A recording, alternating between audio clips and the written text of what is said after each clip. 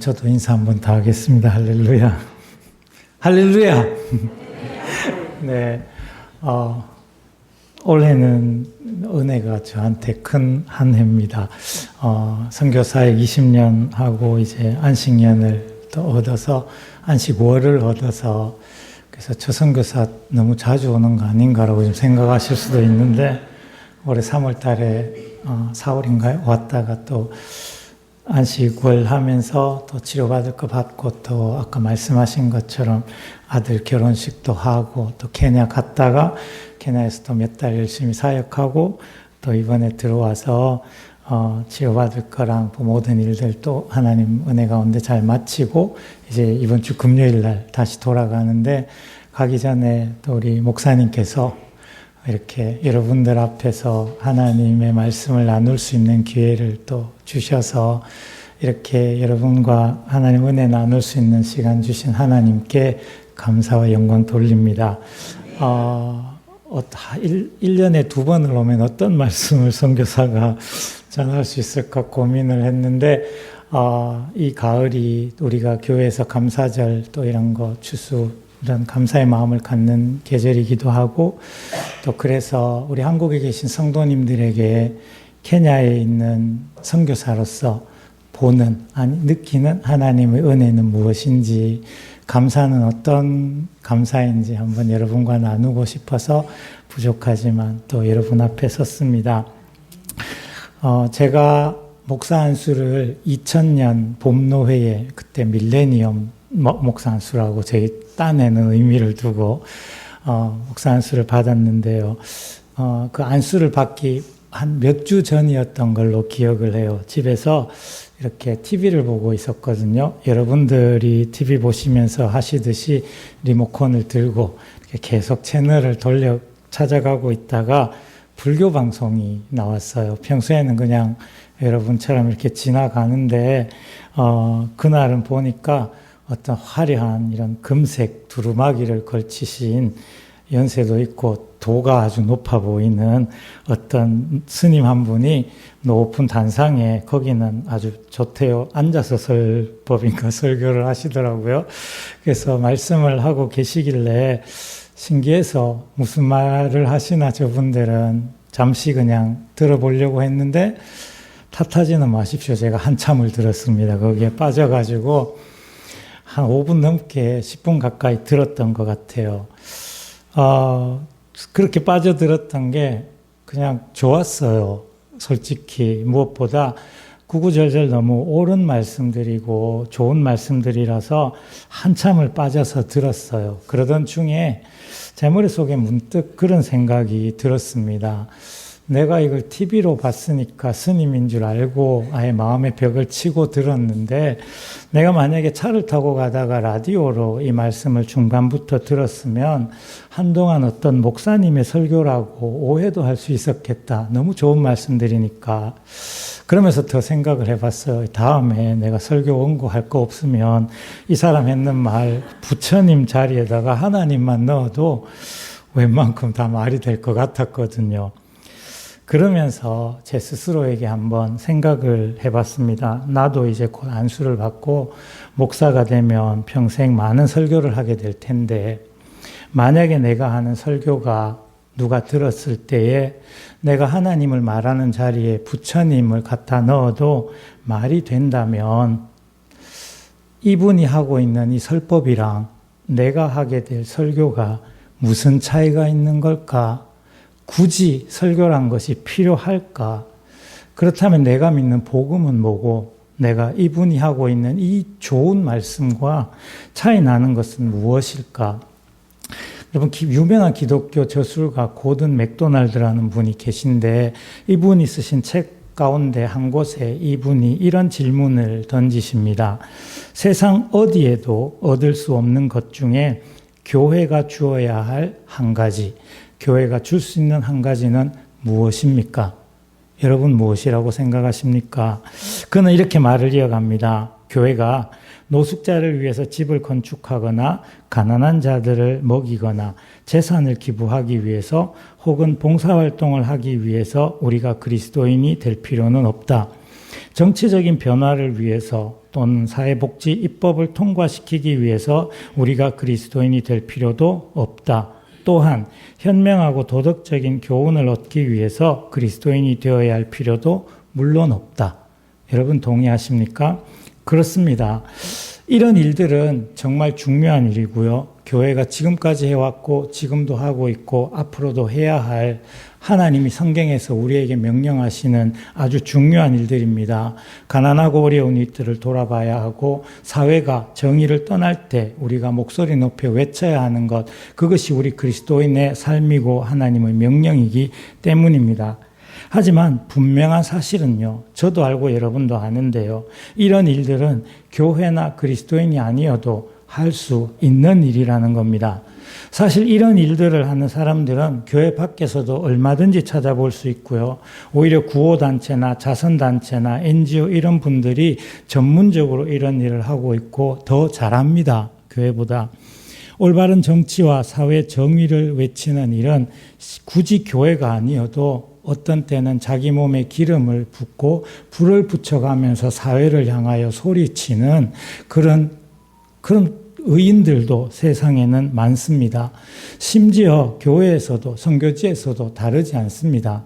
저희도 여러분들이 기도해 주시고 보내주시는 선교비로 가난한 사람들도 돕고 그렇게 하지만 NGO나 자선단체나 전문 구호단체들이 돕는 일이 훨씬 체계적이고 훨씬 많은 사람들을 잘 돕습니다.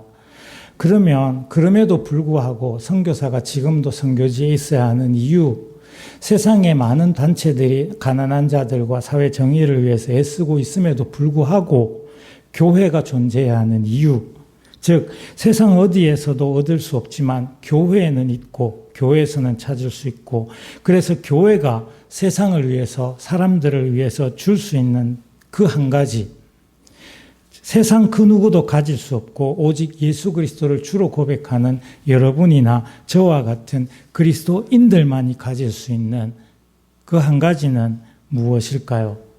다시 말해서 교회의 정체성, 여러분이 성도됨의 정체성, 더 쉽게 말씀드리면 여러분 오늘 아침에 이 교회에 왜 오셨습니까? 무엇이 오늘도 여러분을 이 교회로 이끌어 오셨나는 말입니다. 그것은 바로 죄와 허물로 죽을 수밖에 없는 우리들, 영원한 심판에 이를 수밖에 없는 우리들을 긍휼히 여기셔서 불쌍히 여기셔서 독생자를 아낌없이 내어주시고 십자가에 못 박혀 죽게 하시며 그 십자가의 보혈을 믿는 자마다 멸망하지 않고 죄와 형벌을 받지 않고 지옥에 가지 않고 영원한 빛의 나라에 이를 것이라는 그 약속을 해주신 하나님의 은혜, 구원의 은혜 때문에 지금 이 자리에 계신 거 아닌가요? 하나님의 은혜라는 말들을 우리가 정말 많이 합니다. 은혜 받았습니다. 하나님의 은혜가 무엇일까요? 그것은 전혀 받을 자격이 없는 사람에게, 전혀 받을 자격이 1도 없는 사람에게 긍휼하심 때문에, 자비하심 때문에 거저 주시는 하나님의 전적인 호의와 사랑을 일컬어 우리는 하나님의 은혜라고 합니다. 마태복음 18장에 은혜에 관한 아주 중요한 비유 한 가지가 나옵니다. 예수님이 말씀하시죠. 1만 달란트 빚진 사람이 있었는데 그 빚을 갚으라고 주인한테 잡혀와서 자기는 갚을 길이 도저히 없으니까 그 앞에 꿇어 엎드려서 눈물로 호소하며 아내와 자식들이 있는데 저를 좀 불쌍히 여겨주십시오라고 울며 호소할 때에 그 주인이 그를 보고 측은한 마음이 들어서 됐다, 탕감해주는, 아무 조건 없이 탕감해주는 그것을 일컬어서 우리는 은혜라고 합니다. 참고로 말씀드리면은요, 1만 달란트는요, 그 당시에 1데나리온이 성인의 한 명 1당이랍니다. 10만 원이라고 치자고요. 1달란트는 6,000데나리온입니다. 1달란트는 오늘로 바꾸면 6억입니다. 1만 달란트가 되려면 6조 원입니다, 여러분. 자식을 학원 한 곳에라도 더 보내기 위해서 추운 겨울에 새벽같이 일어나 두꺼운 옷을 껴입고 일터로 향하는 아버지의 뒷모습을 일컬어 우리는 아버지의 사랑이라고 합니다.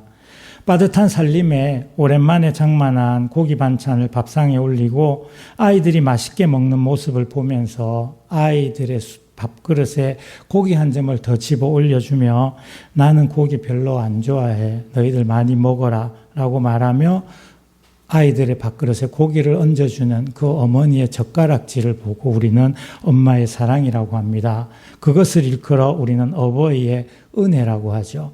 근데 여러분은 어릴 때 아셨습니까? 저는 몰랐어요.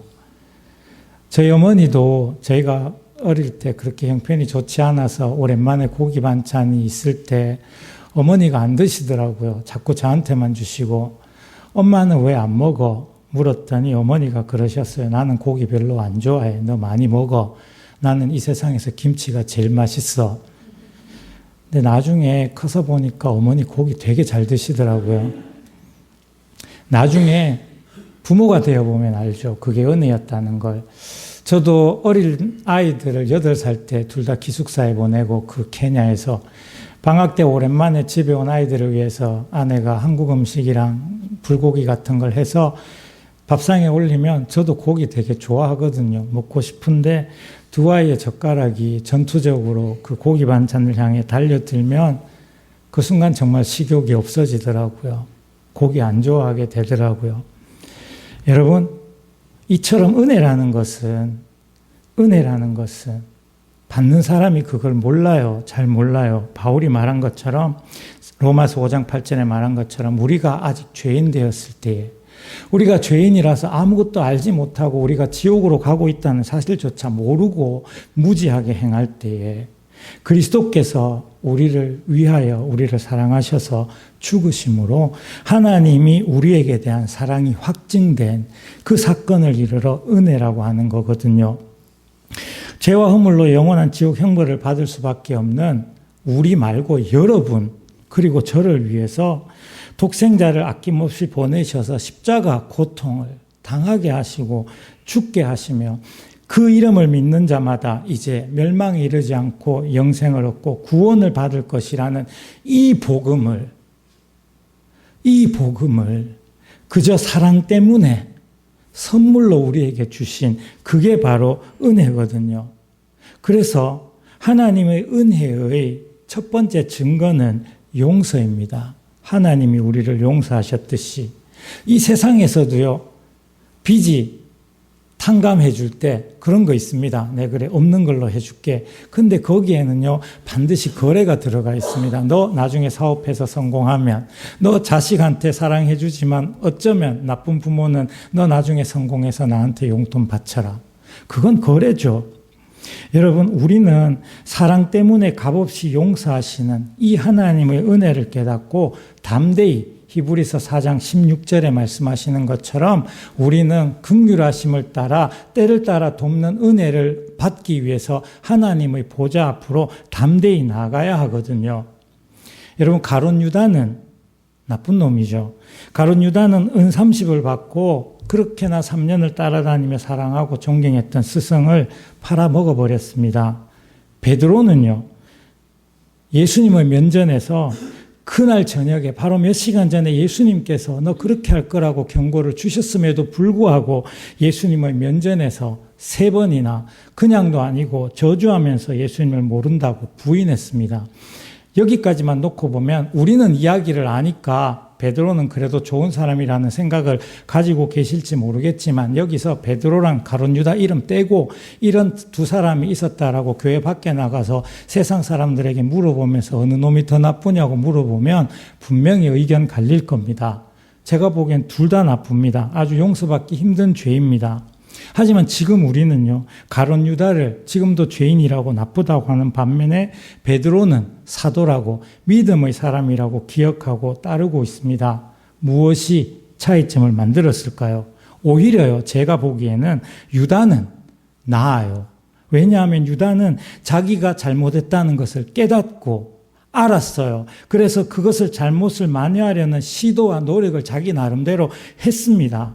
그것을 후회하면서 마치 1만 달란트를 스스로 갚아보려는 노력이라도 하듯이 제사장들에게 찾아가서 돈을 다시 받으라고 했지만 제사장들이 그것을 거부하자 이것을 더 이상 내가 어떻게라도 해야 되는데 할 방법이 없으니까 그 돈을 던져놓고 나와가지고 자기 죄책감 때문에 자기의 의에 사로잡혀서 목매고 죽어버립니다. 그에 비해서 베드로는 어떻게 했습니까? 예수님을 그렇게 만나고 기회가 있었음에도 불구하고 후회했을지 모르지만 예수님께 자기의 죄를 잘못을 고백하지 못한 채 그저 죄송한 마음에 예수님 근처에 서성거리고만 있었거든요. 이렇게 말씀드리면 그래도 베드로가 낫지 않냐 생각이 드실 텐데 이렇게 한번 비유를 해보십시오. 여러분에게 꼭 갚겠다는 약속을 하고 큰 돈을 빌려갔던 여러분 친구가 연락을 끊고 있다가 그래도 어느 날 미안하니까 다른 친구를 통해서 우리 집에 몰래 돈을 갖다 놓고 그냥 잠적해버렸어요. 돈을 갚아놓고 또 다른 친구는 돈을 그렇게 내 돈을 떼먹어 놓고 계속 내 주변에 있는 거예요. 이 친구 표정을 보니까 미안해하는 것 같기는 한데 미안하다 잘못했다 돈 갚겠다는 말은 않고 계속 주변에만 얼쩡거리는 거예요. 누가 더 낫습니까? 저는 그래도 돈 갚아준 놈이 조금 더 나은 것 같아요. 하지만 이런 보세요. 여기서 두 사람을 결정적으로 죄인과 사도로 나눈 것은 따로 있습니다. 유다는 자기 인간적인 방법으로 자기의 의로 자기가 지은 죄에 대한 그런 만회를 하려고 했습니다. 즉 1만 달란트를 갚으려고 노력하다가 자기 능력으로 도무지 안 되니까 스스로 목숨을 끊으며 자기 의를 증명한 거예요. 반면에 베드로는 뼈에 사무칠 그 죄와 죄송함을 가지고 여전히 부활의 주님을 기다리고 있었고 부활의 주님이 갈릴리 바닷가에 나타나셨을 때 물고기를 잡다가 예수님이라는 소리를 듣고 어떻게 한 줄 아십니까? 겉옷을 두르고 바다로 뛰어내립니다. 여러분 물에 수영하러 들어가면 입던 옷이라도 벗고 뛰어들어야 됩니까? 아니면 그 옷을 다시 걸치고 뛰어들어야 됩니까? 벗어야 되거든요. 옷을 걸치고 뛰어 들어갔다는 건 무슨 말입니까? 자기 무의식 중에 너무도 죄송하니까 예수님 내가 너무 죄송하니까 벌거벗은 몸으로 설 수 없어서 예수님 앞에 그래도 옷이라도 입고 싶어서 겉옷을 두르고 뛰어내린 거잖아요. 죄송함과 부끄러움에 그마저도 미안하단 말도 못하고 있던 베드로에게 그저 예수님이 준비해 주신 생선을 먹기만 하던 그 베드로에게 예수님께서 사랑하시니까 손을 내미시며 3번 부인한 것을 만회할 기회라도 주시듯이 3번 물으시잖아요. 요한의 아들 시몬아, 네가 나를 사랑하느냐?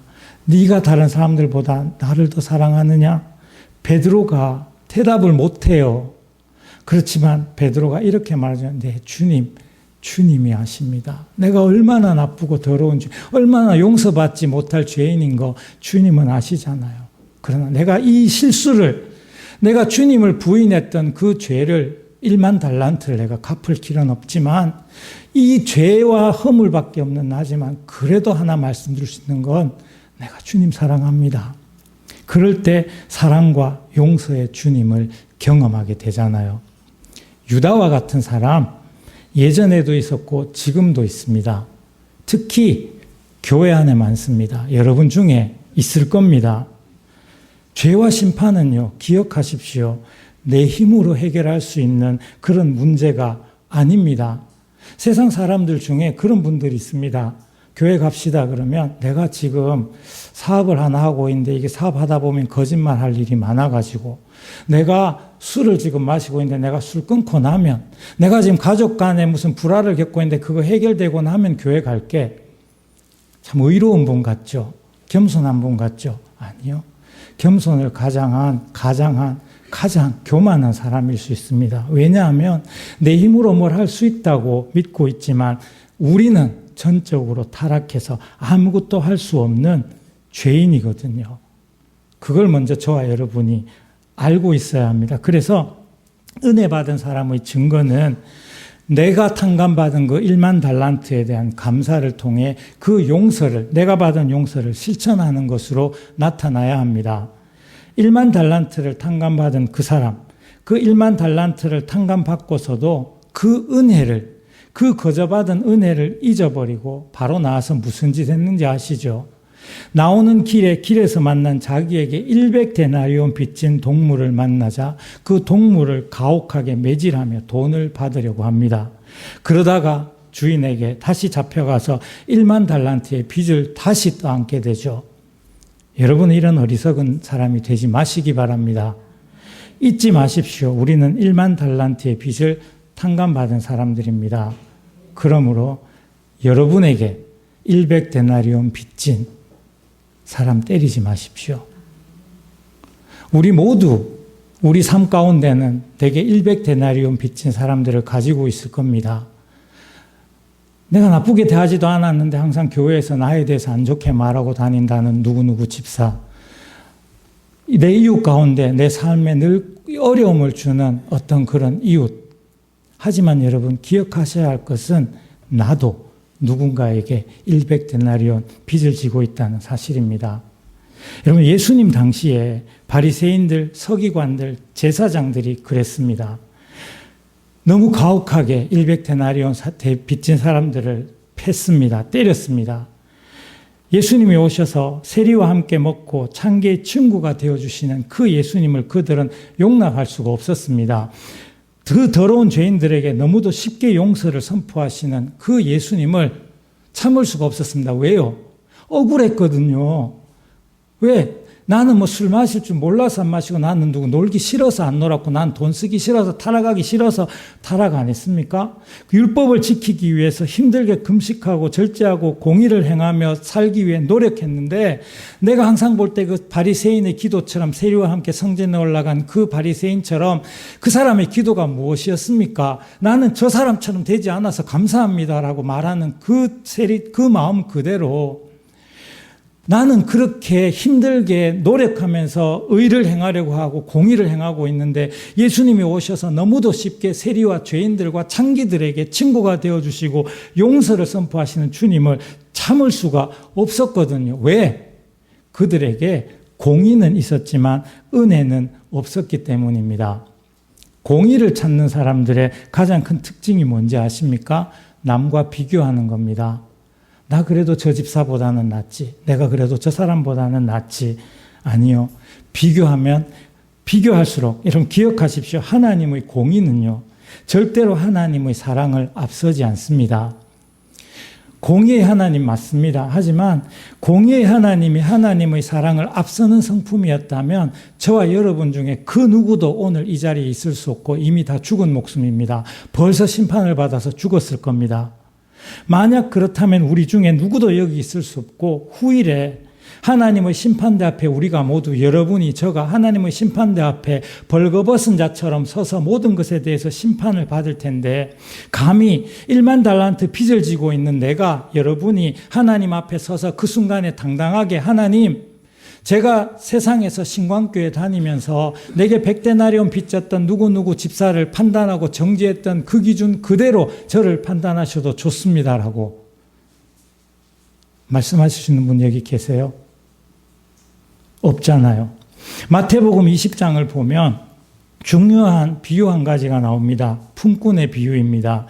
이른 아침부터 가서 열심히 땀 흘리며 일했던 품꾼들이 오후 5시에 와서 1시간을 일한 품꾼이 자기와 똑같은 일당을 받아가는 것을 보고 분개하면서 주인에게 따집니다. 저는 어릴 때부터요, 이 성경 말씀을 주일학교 선생님들한테 배울 때, 하나님은 이렇게 공평하신 분이야. 먼저 된 자가 나중되고 나중된 자가 먼저 되고, 우리가 아무리 죄를 지어도 하나님 앞에 돌아가면 하나님 우리에게 구원을 공평하게 선물로 주셔. 참 은혜로운 말씀인데요, 제가 철이 들고 이 성경을 읽다가 정말 하나님이 왜 이러실까 이해할 수가 없었습니다. 여러분은 어떠세요? 쉽게 한번 예를 들어 드릴게요. 여러분이 어딘가에 하루 일당 10만 원을 받고 일을 하기로 약속을 하고 새벽 6시 돼서 갔어요. 저녁 6시까지 열심히 일을 했는데 중간에 5시쯤에 일을 하러 들어온 사람이 여러분과 똑같이 10만 원을 받아 갔다면 가만히 계시겠습니까? 저는 가만히 안 있을 거예요. 이렇게 이해할 수 없는 하나님의 비유를, 예수님의 비유를 성경은 은혜와 하나님의 사랑이라고 합니다. 여러분은 이게 이해되세요? 근데요, 이걸 하나님의 은혜의 관점으로 보면 너무도 쉽게 이해가 됩니다. 한 가지 비유가 더 있습니다. 탕자의 비유 아시죠? 아들 둘이 있었는데 둘째 아들이 아버지가 죽기를 바라는 불효막심도, 이건 정말 도를 넘은 불효막심이죠. 살아있는 아버지한테 가서 내 유산을 주십시오, 절반을 주십시오. 그래서 가지고 나갔던 이 아들이 가서 흥청망청 창기와 놀다가 다 탕진해서 거지가 돼서 돌아오니까 아버지가 반갑다고 송아지를 잡고 잔치를 베풀었습니다. 그걸 여러분 어떻게 들으셨습니까? 저는 어릴 때 주일학교 선생님이 그랬어요. 하나님은 사랑이시라고, 우리가 어떤 죄를 지어도 하나님께 가기만 하면 다 용서가 된다고, 용서해 주신다고. 근데 여러분 정말 이성을 가지고 잘 생각해 보십시오. 그러시면 안 되잖아요. 큰아들의 불평이, 큰아들이 바리새적이라고 어떤 목사님들이 한동안 되게 설교를 하셨는데 저는 큰아들의 말이 너무 공감이 되는 거예요. 누구는 놀기 싫어서 안 놀았습니까? 누구는 술 마시기 싫어서 안 놀았고 세상과 버타며 살기 싫어서 안 했습니까? 아버지의 아들로 아버지께 효를 다하고 집안을 일으키기 위해서 나는 평생을 아버지께 수고했는데 나를 위해서는 한 번도 이런 거 안 해주셨는데 아버지의 재산을 절반이나 가지고 가서 창기와 함께 먹어버린 저 동생이 왔는데 아버지는 왜 이 아들을 이렇게 잔치를 베풀며 환대해 주십니까? 근데 여러분 이 이야기 속에 만약에 이해가 되지 않으신다면 저처럼 이렇게 한번 생각해 보시겠습니까? 그 품꾼들이 여러분의 아들, 딸들이라면, 그 돌아온 탕자가 여러분의 집 나간 아들, 딸이라면 여러분도 똑같이 하셨지 않겠습니까? 성경은 그걸 이야기하고 있는 겁니다. 그러므로 은혜에 사로잡힌 사람들의 공통점은 용서입니다. 그리고 그 용서를 가능하게 하는 힘이 사랑입니다. 사랑하면 여러분에게 빚진 100데나리온 빚진 자를 용서할 수 있습니다. 부모님처럼. 아니 1만 달란트라도 용서할 수 있습니다. 사랑이 없으면 용서는 세상에서 가장 힘든 일입니다. 하지만 사랑이 있으면 부모에게 가장 쉬운 일이 자식을 용서하는 일 아닙니까? 제가 케냐에 여러분 이제 팀들이 오셨던 그 카보모로 이제 한 10몇 년을 다른 데 살다가 거기도 처음에 갔을 땐 전기가 없었는데 카보모에 처음에 갔을 때도 여러분 오셨을 때도 전기가 들어오기 직전이라서 없었거든요. 전기가 없었어요. 근데 이제 우리는 전기 없이 사는 건 그래도 물 없이 사는 것보단 나은데 우리 케냐 분들은 원래 다 전기 없이 사니까 그렇게 불편한 걸 잘 모르시는데 저희가 전기 없이 그 카보모에서 한 1년 넘게 2년을 이렇게 아내랑 살면서 이제 냉장고는 저희가 저희 집에서 차로 한 1시간 떨어진 제레미야 장로님이라고 현지교회 장로님 한 분 집에 맡겨놓고 이제 일주일에 한 번씩 가서 거기서 얼려놓은 얼음이랑 그다음에 고기랑 이런 거 들고 와서 일주일을 아이스박스 안에 담아놓고 고기 같은 건 하루 이틀 안에 먹어야 되고 막 그런 불편한 그런 거 더해서 또 뭐 전화기 충전하고 이런 것 때문에 제가 늘 막 신경 쓰고 햇빛 따라다니면서 하루 종일 그 태양열 조그만 거 그거 전화기 충전하려고 왔다 갔다 하는 거 보니까 우리 현지 성도님들이 우리가 되게 불쌍했나 봐요. 그래서 자기들 나름대로 자기들이 집에 전기가 없고 하니까 이분들이 이 과정을 잘 몰라요. 근데 자기들 나름대로 이제 저 선교사 집에 전기 들어올 수 있도록 그때 한번 해봐야 되겠다. 그래서 노회장님하고 우리 현지교회 노회장님하고 우리 장로님 몇 분이 방법을 찾았나 봐요. 그렇게 찾은 방법이 저 바로 이웃에 있는 그 교회 성도 중에 한 명이 전기 관련 하청업 이런 거를 하는데 이 사람이 자기 말이 자기한테 전봇대하고 이런 케이블 설치할 수 있는 살 수 있는 돈을 미리 주면 그 집에까지 전기를 끌어주겠다는 거예요. 전기회사 직원도 아닌데 여러분 딱 들어도 좀 돈 주면 안 될 것 같죠. 그래서 저도 이거 좀 아닌 것 같은데 근데 이제 노 회장님이 제가 하면 된다 그러니까 또 현지 목사님이 또 보증 비싸게 해주니까 그래서 전 사기가 좀 사기성인데 그래도 하자 싶어서 이제 저 딴에는 안전장치를 마련한다고 그 사람 불러라. 그리고 우리 다 교회에서 만납시다. 성도라니까. 그래서 교회 안에서 설마 사기치려나. 그 교회 안에서 만나서 10명 이렇게 둘러 앉아가지고 이렇게 이야기를 다 듣고 제가 이제 그때 현찰로 우리 돈 60만 원이 넘는 큰 돈을 들고 가서 제가 직접도 안 주고 노 회장님 통해서 이렇게 전달했거든요. 전기 들어왔을까요? 안 들어왔을까요? 안 들어왔어요. 근데 이 문제가 뭐냐면요. 이 사람이 여러분 잘 이해 못 하실 텐데 케냐는요. 자기 생각으로는 이렇게 하면 자기도 될 거라는 짐작을 가지고 그 일을 했는데 돈은 받았는데 급한 데 있으니까 아이들 학비로 써버리고 그러면서 자기 마음속에는 뭐 언젠가 하면 된다 이 생각을 가지고 있는데 케냐 남자들은 절대로 미안하단 말을 안 하거든요. 자기는 이게 죄라고 느끼지를 못하는 거예요. 잘못했다는 걸. 그러다 보니 제가 지금도요. 집에서 어딘가를 가려면 저희 집이 안지 산속에 떨어져 있잖아요. 절벽 위에. 어디 나가려면 이제 산을 2km 정도 타고 올라가서 작은 마을을 지나야 뭐 나이로비도 가고 가까운 갑수아르 읍내도 가고 하기 때문에 항상 그 길을 며칠 한 번씩은 지나야 돼요. 근데 이 친구는 할 일이 없이 그렇게 사기나 쳤기 때문에 할 일이 없으니까 늘 거기 할 일 없이 코너에 앉아 있는데 거기 지나면 이제 동네 사람들이 저희 지나가면 차에 이렇게 인사를 하잖아요. 근데 이 친구가 제일 밝은 표정으로 저희들한테 맨날 지금도 손을 들고 인사를 한단 말이에요. 나는 이 사람을 만나서 그냥 용서해주고 만났어요. 만나서 너 나한테 미안하단 말 한 번만이라도 해라. 이 사람은 자기가 잘못하지 않았다는 거예요. 우리 가장 첫 번째 조건은요. 1만 달란트 빚졌다는 걸 알아야 돼요. 저도 지금도 아마 여러분 중에도 그 친구랑 비슷한 생각하는 분이 있을 거예요. 내가 언제 빚졌지? 나는 그래도 세상에서 다른 사람들에 비해서는 바르게 살아왔는데 여러분 1만 달란트를 깨닫는 게 가장 중요하고 두 번째 또 한 친구는요. 이 사람 이름은 체리티라는 아주 자비, 돕는 막 이런 긍휼 이런 이름인데 제가 카보모그 집에 와보 저희 집에서 이제 처음에 이사 가서 한 몇 달 있다가 어느 날 갑자기 남자 두세 명 이렇게 나무 이런 기둥 같은 걸 들고 저 낭칠 지붕 이런 걸 이고 오더니 저희 집 바로 옆에다가 뭐 뚝딱뚝딱 뭘 세워요. 그러더니 한 이틀 만에 세워 올리더니 그 다음에 염소를 한 30마리 데리고 와가지고 거기다가 풀어놓는 거예요. 사람도 안 사는데 문제가 뭐냐면 집에서 가까운데 이게 저희들은 밤에 아프리카 시골에 전기도 없는 동네 아무 소음이 없잖아요.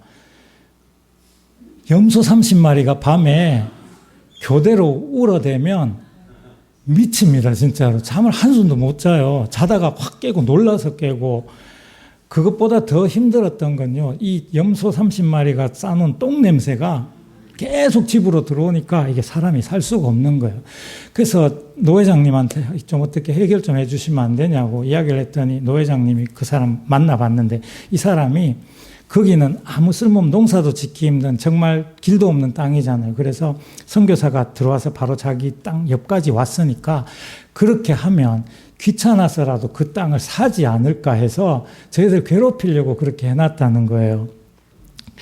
그래서 이걸 뭐 그 땅을 사줄 수도 없고 제가 선교사 우리는 부동산 등기를 할 수도 없으니까 외국인이 그냥 좀 계속 이렇게 부탁했더니 우리 노 회장님하고 이렇게 교회 어른들이 이렇게 모여서 그 사람을 설득해서 이 사람이 결국은 한 몇 달 지나서 그걸 다 뽑아서 염소를 옮겨주긴 했는데 그냥 사라져버린 거예요. 이 사람을 만나고 싶어도 만나서 지난 일을 다 화해하고 싶어서 찾는데 이 사람이 없어요. 알고 보니까 아내가 한 4명이 있어요. 돈도 없는 가난한 사람이 오토바이 운전하는 사람이 그래서 이렇게 돌아다니는 사람인데 이 동네를 버리고 이제 어디 쪽으로 갔다는 거예요. 그래서 그거 보면서 그랬어요. 그냥 나오면 그냥 나 찾아주면 되는데 나는 다 마음에 그 사람 이제 뭐 냄새도 안 나고 소리도 없으니까 나는 용서할 준비가 되었는데 없으니까 용서를 할 수 없는 거예요. 여러분도요. 우리가 1만 달란트 빚을 가지고 있고 그러면 하나님 앞에 나아가서 하나님이 용서의 준비가 되어 있는데 우리가 나가지 않으면 찾지 않으면 도망가 버리면 그 용서를 은혜를 경험할 수가 없는 거예요. 여러분 하나님의 은혜 사랑 가운데 사는 사람들의 두 번째 증거는요. 감사입니다. 첫 번째는 용서고 두 번째는 감사입니다. 1만 달란트를 탕감받은 이 사람의 가장 큰 죄는요. 100데나리온 빚진 사람을 두들겨 팬 것이 아니라 자기가 탕감받은 1만 달란트에 대한 감사를 잃어버린 겁니다. 그가 만약에 감사의 마음을 가지고 있었다면 절대로 100데나리온 빚진 친구를 그렇게 가혹하게 대하지 못했을 거예요. 여러분은 하나님이 우리에게 베풀어 주신 값 없이 베풀어 주신 여러분의 빚 1만 달란트의 용서에 대한 감사의 마음 가지고 계십니까? 매일의 삶 가운데 독생자를 아낌없이 십자가에 내어주시고도 우리에게 너는 헌금을 죽을 때까지 몇 천만 원을 해라. 아니면 너는 죽을 때까지 이런 덕업을 쌓아라. 불교처럼 그게 아니라 너 죄인인 거 인정하고 이 이름을 믿기만 하면 영생을 얻도록 해주신 그 구원의 은혜에 감사하고 계십니까? 아니면 여러분의 감사는 여전히 세상의 조건들입니까? 건강 주셔서, 사업을 잘 되게 해주셔서, 자녀가 형통하게 해주셔서, 가룟 유다처럼 세상의 방식으로 감사하고 있습니까? 아니면 스스로의 힘으로 1만 달란트를 갚아보려고 하고 있지는 않는가 말입니다. 지난 주일 저는 되게 감사했고 제게는 정말 의미 있었어요. 제가 태안에 설교하러 다녀오느라고 가지 못했지만 가고 싶었던 예배가 있었습니다. 여러분도 아실 거예요. 저는요, 여기도 아마 의견이 갈리실 테지만 저는 정치 모릅니다, 솔직히. 외국에 오래 살아서 여가 옳은지 야가 옳은지 저는 잘 몰라요. 하지만 세상이 점점 하나님을 멀리하고 1만 달란트를 빚을 지고 죽을 수밖에 없는 우리 인간들을 위해서 아무런 값없이 독생자를 주시고 그 이름을 믿는 자마다 구원을 얻게 하겠다는 그 은혜와 사랑을 선포하시는 하나님의 공의, 은혜를 잊어버리고 100데나리온 빚진 친구를 두들겨 패듯이 자기 소견에 옳은 대로 행하면서 포괄적 차별금지법이라는 이름 얼마나 좋아요. 정말 우리가 갖고 싶은 그 이름을 포장을 씌워서 동성애를 보호받아야 할 권리라고, 그것을 죄라고 말하지도 못하게 하고 예수 그리스도만이 유일한 진리라고 말하면 그것이 죄가 되어버리는 그 이론과 법을 만들고 있는 이 세상이 가룟 유다 아닙니까? 정치적인 거 다 떠나서요. 만약에 우리가 이렇게라도 소리치지 않으면 이 기독교인들도 여기에 대해서 아무 말 하지 않는구나 하고 점점 더 할 거 아니에요. 여러분, 구원의 은혜와 감격이 우리의 유일한 감사의 조건이 되어야 합니다. 안 그러면 우리도 세상이 생각하는 방식으로 가버리고 마는 겁니다. 100데나리온 달라고 떼쓰듯이. 그 감사가, 우리의 감사가 진정으로 이루어질 때 우리는 삶의 모든 것들에 진정으로 감사할 수 있을 겁니다. 제가 살고 있는 케냐 시골 오지 카보모 성도들은 여러분 가난합니다. 여러분들이 누구나 젊은 사람들까지 알고 있는 성인병이라는 단어, 음식 쓰레기, 생활 쓰레기라는 말, 우리 케냐 사람들은 모릅니다. 여러분들이 와보신 그 카보모 넓은 지역에도 음식 쓰레기 나오는 집 저희 집밖에 없습니다. 많은 이들이 여러분들이 하루에도 몇 잔씩 너무도 쉽게 마시고 옆에 있는 친구에게, 동료에게 별 어려움 없이 한 잔 사줄 수 있는 그 커피 한 잔, 아메리카노 한 잔 값이 없어서, 그것도 안 되는 옥수수 1kg, 2kg 그 양식이 없어서 4식구, 5식구가 지금도 굶는 사람들이 매일 있고요. 그 옥수수가 없어서 배가 고파서 도둑질 하다가 감옥 간 사람들이 지금도 있습니다.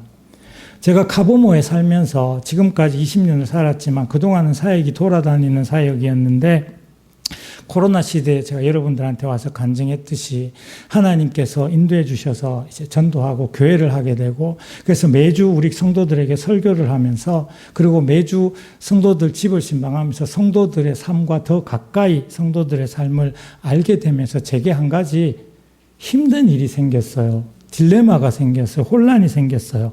뭐냐 하면 제가 설교하다가 감사에 대해서 이분들에게 설교해야 할 때입니다. 만약에 한국의 성도들이, 여러분이 일반적으로 하는 감사의 조건들이 우리가 하나님께 드려야 할 진정한 감사라면 우리 카보모의 성도들은 하나님께 감사할 것이 하나도 없습니다, 여러분. 여러분의 감사는 어떤 것들인지 한번 생각해 보시겠습니까? 사업이 잘 되어서, 자식이 좋은 대학에 들어가서, 건강이 회복되어서, 혹은 좋은 차가 생겨서, 혹은 좋은 냉장고로 바꾸게 돼서, 아니면 좋은 집으로 이사하게 되어서 등등등. 근데 우리 카보모 성도들은요, 일터가 없어요. 일을 하고 싶어도 할 수 없어서 그냥 길에서 놀다가 하루 우리 돈으로 2,000원, 3,000원을 받고 아침 6시부터 오후 4시까지 하루 종일 땅을 파야 됩니다. 그조차도 일이 없고요. 차가 없어서 우리 성도들에게 2-3시간 걷는 건 일상입니다. 당연합니다. 우리 성도들 교회 올 때 지금도 30분, 1시간씩 그 산을 걸어서 옵니다. 좋은 냉장고는 고사하고 우린 전기도 없습니다.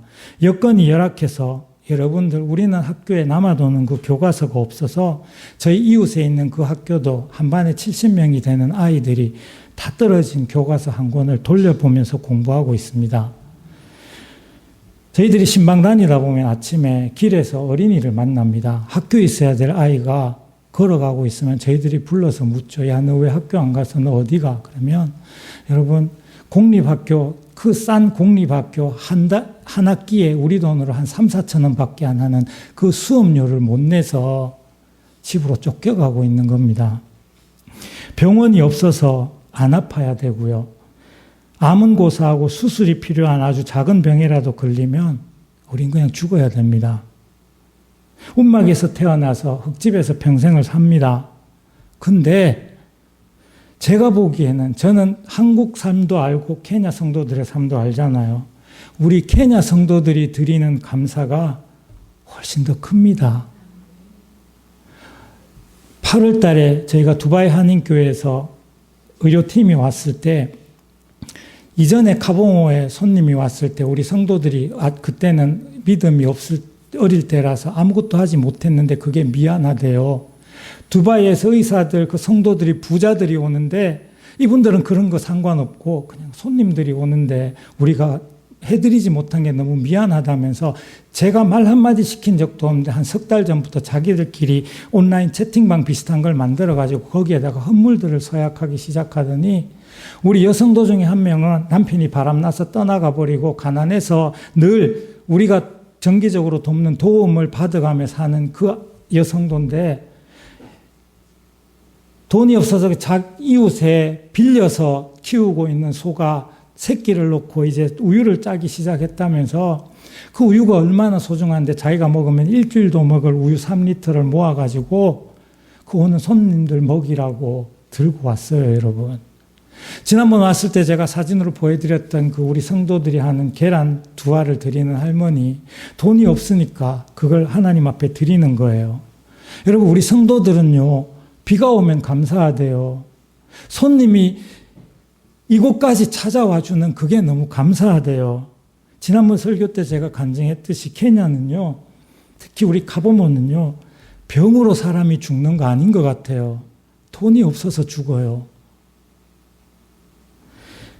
제가 의료사에 갈 때마다 가장 힘든 순간이라고 말씀드렸는데 제가 의사 집사님들이 가끔씩 치료할 수 없는 불치병인 환자들이나 또 1, 2년 후면 시력을 잃게 되는 아이를 불러서 선교사님 우리가 해줄 것이 없는데 기도 좀 해주세요라고 부르실 때 제가 의사 집사님들이 저한테 요 말은 좀 빼고 말씀해 주셨으면 하는 말 한마디가 있어요.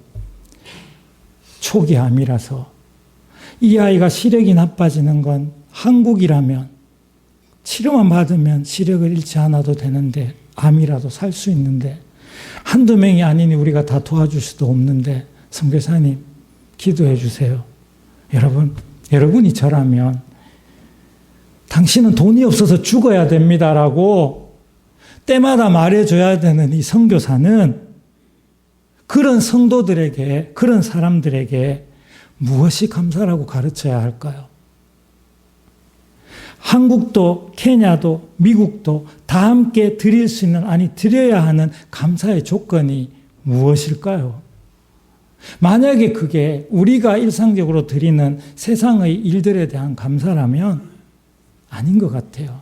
그것은 바로 구원의 은혜, 바로 우리를 1만 달란트 빚진 우리를 위해 영생의 길을 인도해 주신 하나님의 구원의 은혜에 대한 감사. 부자여도 가난해도 건강해도 건강을 잃어도 우리는 감사할 수 있고 그것이 진정한 감사인 거잖아요. 요즘은 교회들에서 한국에 와보니까 추수감사라는 말을 잘 안 쓰고 그냥 감사절이라고 하더라고요. 여러분 기억하시기 바랍니다. 청교도들이요, 추수를 감사해서 추수 때문에 감사한 게 아니라 하나님의 은혜, 자기들이 죽을 고비를 넘기면 죽어가면서까지도 그렇게 살아남고 있지만 자기들을 구원해 주신 그 하나님의 은혜 가운데 추수하게 되었음 때문에 감사를 드린 거잖아요. 여러분은 그 구원의 은혜에 대한 감사가 있으신지요? 오늘 본문에서 사도 바울은 자신의 삶을 이렇게 한마디로 정의합니다. 하나님의 은혜라고 9절에 말합니다. 나는 사도 중에 지극히 작은 자라 내가 하나님의 교회를 핍박하였으므로 사도라 칭함을 받기에 감당치 못할 자로다. 세상적으로 말하면 뭡니까? 나는 용서받지 못할 죄인이라는 거 아닙니까? 여러분, 이 말을, 내가 용서받지 못할 죄인이라는 말을 사도 바울이 가말리엘 문화, 자기의 가문과 학식의 배경을 가지고 열심히 다니며 예수 믿는 사람들을 핍박할 때, 그래서 내가 죄를 많이 지어서 죄인이라고 말하고 있는 거 아닌가 아시죠? 일평생을 복음의 빚진 자가 되어 1만 달란트 빚진 자가 되어서 주의 복음을 전하기 위해서 40에 하나 감암매를 몇 번이나 맞고 배가 파선하고 채찍에 맞고 돌에 맞고 굶주리고 유리 방황하는 자처럼 살면서도 복음 때문에 그렇게 살던 사도 바울이 늙어서 자기의 삶을 돌아보면서 고백하는 말이 내가 죄인 중에 괴수였지만 나를 그렇게 만든 것이 무엇이라고 고백합니까? 10절에 그러나 나의 나 된 것은 하나님의 은혜로 된 것이니 내게 주신 그 은혜가 헛되지 아니하여 내가 모든 사도보다 더 많이 수고하였으니 내가 아니요 나와 함께 하신 하나님의 은혜로다. 한국에 오니까 몇 년 전부터 한국 성도들이 많이 부르는 찬양이 있더라고요. 은혜라는 찬양. 내가 누려왔던 모든 것들이, 내가 지나왔던 모든 시간이, 내가 걸어왔던 모든 순간이 당연한 것 아니라 은혜였어. 여러분 진짜 한번 대답해 보십시오. 정말 여러분 누려왔던 모든 것, 내가 지나왔던 모든 시간, 걸어왔던 모든 순간이 감사이라는 것을, 은혜라는 것을 고백하십니까? 내가 아팠을 때, 내가 정말 힘들었을 때, 내가 사업이 망해서 먹을 게 없었을 때도 은혜였다고 정말 고백하십니까? 아침에 해가 뜨고 저녁에 노을, 봄의 꽃 향기와 가을의 열매, 변하는 계절의 모든 순간이 은혜라고 고백하십니까? 내가 이 땅에 태어나 사는 것, 어린아이 시절과 지금까지 숨을 쉬며 살며 꿈을 꾸는 것, 여기 어디에? 내가 돈을 잘 벌어서 하나님의 은혜이고 감사하고 여기 어디에? 내가 건강해서 그것 때문에 하나님께 감사하다는 말이 한마디라도 있습니까? 마지막 절 이렇게 고백하잖아요. 내가 하나님의 자녀로 살며 내가 어떻게 감히 하나님의 자녀가 될 수 있습니까? 1만 달란트 빚이 있는데 오늘 찬양하고 예배하는 이 자리가 여러분 은혜임을, 그리고 복음을 전할 수 있는 축복이, 복음을 말할 수 있는 축복이 정말 여러분 은혜라고 고백하십니까? 우리가 누구인지 기억하십시다. 더불어 우리가 하나님의 은혜에서 멀어질 때마다 다시 그 자리로 돌아갈 수 있다는 것도 기억하십시오. 1만 달란트 빚진 자처럼. 그리고 여러분의 삶에 있는 100데나리온 빚진 여러분의 이웃들, 제발 때리지 마십시오. 그러므로 교회가, 우리가 세상 속에서 해야 할 일이 무엇일까요? 열심히 구제하고 사회정의를 위해서 힘쓰고 소리를 높입시다. 연합 예배 때처럼 세상이 타락하면 가서 눈물로 기도합시다. 하지만 그 모든 것의 바탕에 분명히 안 그러길 바라지만 그 예배에도 자기 의에 바쳐서 갔던 분도 없기를 바라지만 있을 수도 있잖아요. 아니요. 내게 주신 그 은혜가 너무도 커서 사도 바울처럼 그 어떤 고난이 있어도 하나님의 은혜의 감격을 가지고 살아가자고요. 여러분, 마지막으로 요한복음 8장에 보면 가늠하다 현장에서 붙들려서 끌려온 여인의 이야기가 나옵니다. 여러분, 우리가 성경 이야기를 읽으면 그 모습들이 머릿속에 상상이 되잖아요. 저도 늘 그랬거든요. 생각해 보면 이 이야기를 들을 때 제 머릿속에, 그리고 제 상상 속에 저의 자리는 항상 그 더러운 여자를 보고 있었어요. 군중 속에서 나는 아닌 것처럼. 내가 막 과격해서 돌을 들고 그 여자에게 던질 그 정도는 아니었다 할지라도 침묵의 동조자로 저 더러운 여자, 죽어마땅한 여자라고 비난하며 그 가운데 서 있었을 겁니다. 그런데 여러분, 기억하십시오. 그 이야기 가운데 여러분은, 저는 그 군중 속에 있지 않습니다. 다 헝클어진 머리, 찢겨진 옷, 부끄러움, 이제 곧 돌을 맞아 죽어야 하는 그 극심한 죽음의 공포 가운데 아무것도 할 것이 없이 그저 무서워서 떨고 두려워하고 엎드려져 있는 그 여자가 바로 여러분입니다. 바로 접니다. 그런 나에게 주님이 말씀하십니다. 들으십시오. 이게 하나님의 은혜입니다. 나도 너를 정죄하지 않는다. 누구누구야. 나도 너를 정죄하지 않는다. 내가 너를 용서하고 사랑한다. 그러니 가서 다시는 죄 짓지 말아라. 은혜 가운데 살아라는 말입니다. 감사하시고 용서하시며 하나님의 은혜에 합당한 자로 주님 다시 오시는 그날까지 사셔서 하나님을 보좌 앞에 설 때에 하나님의 은혜의 풍성함을 누리시는 저와 여러분 되시기 바랍니다. 기도드리겠습니다.